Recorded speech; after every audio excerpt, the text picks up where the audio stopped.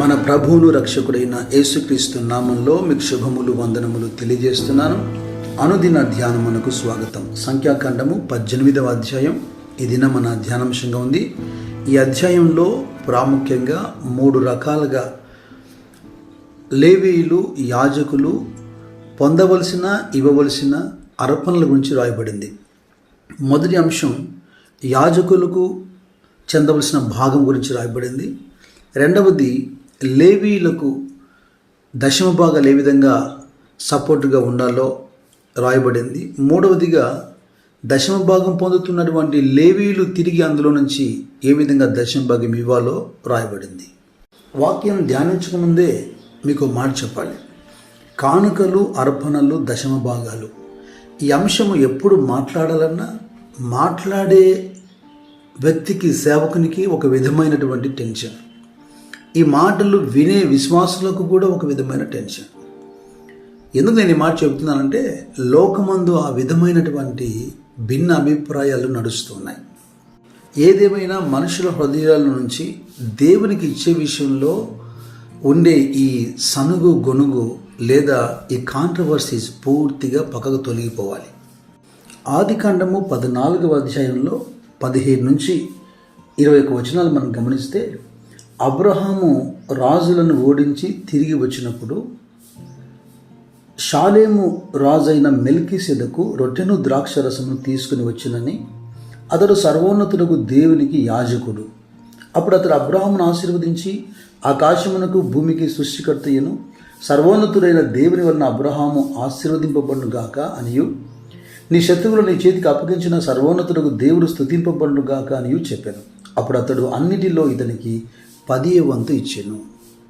మన పితరుడైన అబ్రహాము అన్నిటిలో మెల్కీసెదకునకు 10వ భాగం ఇచ్చాడని చాలా స్పష్టంగా వాక్యంలో రాయబడింది. అయితే హెబ్రీ గ్రంథకర్త ఈ విషయాన్ని చాలా విశదీకరించి మాట్లాడుతూ వచ్చాడు. హెబ్రీ పత్రిక 7వ అధ్యాయంలో రాజులను సంహారం చేసి తిరిగి వచ్చుచున్న అబ్రహామును ఎవడు కలుసుకుని అతన్ని ఆశీర్వదించనో, ఎవనికి అబ్రహాము అన్నిట్లో 10వ వంతు ఇచ్చనో, ఆ షాలేము రాజును మహోన్నతుడకు దేవుని యాజకుడు అయిన మెల్కీసెదకు నిరంతరము యాజకుడుగా ఉన్నాడు. అతని పేరు మొదట నీతికి రాజనియు తర్వాత సమాధానపు రాజనియు అర్థమిచ్చినట్టు షాలేము రాజుని అర్థం. అతడు తల్లి లేనివాడును వంశావళి లేనివాడును జీవితకాలమునకు ఆది అయినను జీవమునకు అంతమైనను లేనివాడై ఉండి దేవుని కుమారుని పోలి ఉన్నాడు. ఈ మెల్కీసెదకు విషయంలో కూడా రకరకాల భిన్న అభిప్రాయాలు, ప్రసంగాలు లోకంలో ఉన్నాయి. మెల్కీసెదకే క్రీస్తు కాదని వాక్యం తేటగా మాట్లాడుతుంది. అయితే మెల్కీసెదకు క్రీస్తు కాదు, కానీ క్రీస్తును పోలి ఉన్నాడు. అంటే క్రీస్తుకు ఒక రిప్రజెంటేషన్. వాక్యములో లేనిది లేదా మనుషుల ఊహల్లో నుంచి పుట్టేది మనం ఎప్పుడూ మాట్లాడకూడదు. ఏ రాజ్యానికి సంబంధించిన వాడు, ఎక్కడి నుంచి వచ్చాడు, ఇక మిగతా విషయాలు ఏమీ బైబిల్లో రాయబడలేదు. కానీ క్రీస్తు పోలిక అతనిలో స్పష్టంగా కనబడుతుంది. ఎందుకంటే మీరు గమనించండి, పాత నిబంధన కాలంలో రాజులు వేరు, యాజకులు వేరు. మనం కేవలం క్రీస్తుని మాత్రమే చూస్తాం రాజుగా, యాజకునిగా. కనుక ఇప్పుడు ఇతని గురించి ఏం రాయబడింది? ఇతడు రాజు అని రాయబడుతుంది, పైగా ఇతడు దేవునికి యాజకుడని రాయబడుతుంది.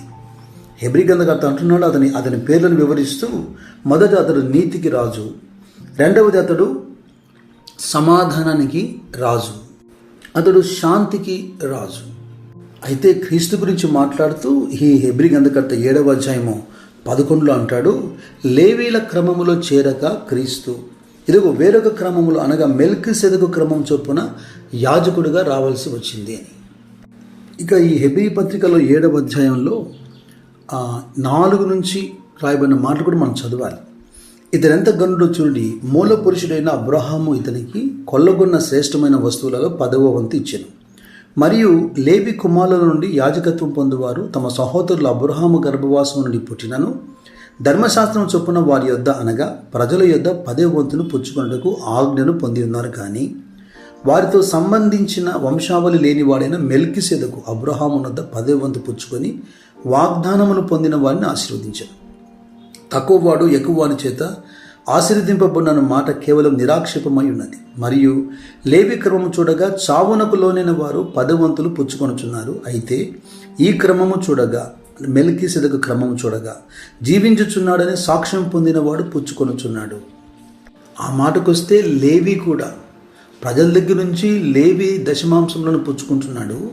అయితే లేవి కూడా మెల్కీసెదెకుకు దశమభాగం ఇచ్చాడు అంటున్నాడు. అప్పుడు లేవి పుట్టలేదు కదా. అబ్రహాం ఇచ్చాడంటే అబ్రహాము గర్భవాసమున లేవి ఉన్నాడు గనక లేవి కూడా మెల్కీసెదెకుకు దశమ భాగాన్ని ఇచ్చాడని రాస్తున్నాడు. ఏదేమైనా దేవుని దగ్గర నుంచి పొందుకునే విషయంలో ప్రజలు ఎక్కువగా ఆరా తీయరు, ఎక్కువగా దాన్ని అర్థం చేసుకునే ప్రయత్నం చేయరు, ఎక్కువగా డిస్కస్ చేయరు. సింపుల్గా దేవుని అడిగేస్తారు, సింపుల్గా దేవుని దగ్గర నుంచి పొందాలని ఆశపడతారు.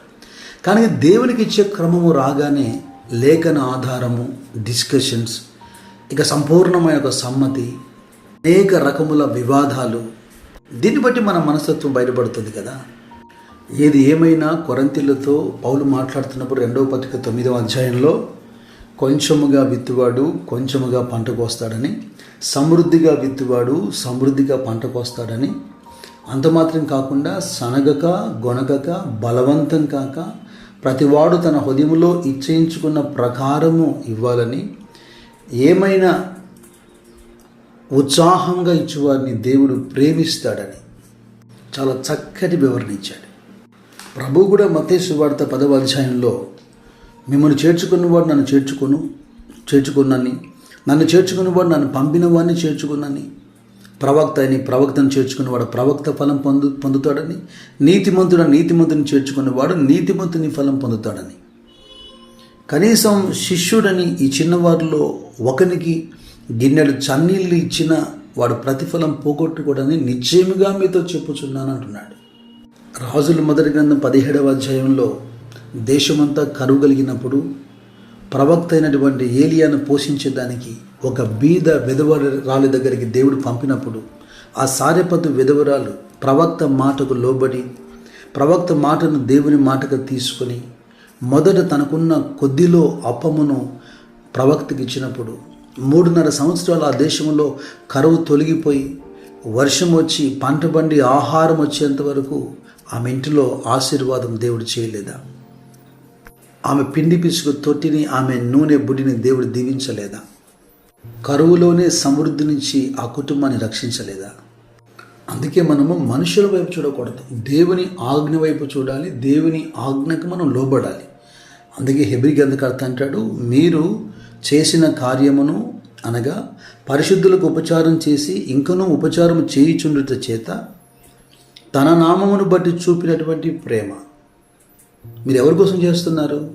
ఎవరి కోసం వారిని ఆహ్వానించారు? ఎవరిని బట్టి సేవకులు ప్రేమిస్తున్నారు? ఎవరిని బట్టి సువార్తను ప్రోత్సహిస్తున్నారు? ఆ దేవుని పట్ల మీరు చూపిన ప్రేమ మరచుటకు ఆయన అన్యాయస్తుడు కాదు. మనం పొందిన చేతి పనైనా, మనం పొందిన ఉద్యోగమైనా, మనం చేస్తున్నటువంటి వ్యాపారమైనా, లేదా మనం సేద్యపరుస్తున్నటువంటి పొలమైనా, ఇవన్నీ ఆయన ద్వారా మనము పొందుకున్నాం, సంపాదించుకున్నాం కనుక you should learn to give back to God. తిరిగి అందులో నుంచి దేవుడు ఆజ్ఞాపించిన కొంత భాగాన్ని దేవునికి ఇచ్చేదానికి మనం నేర్చుకోవాలి.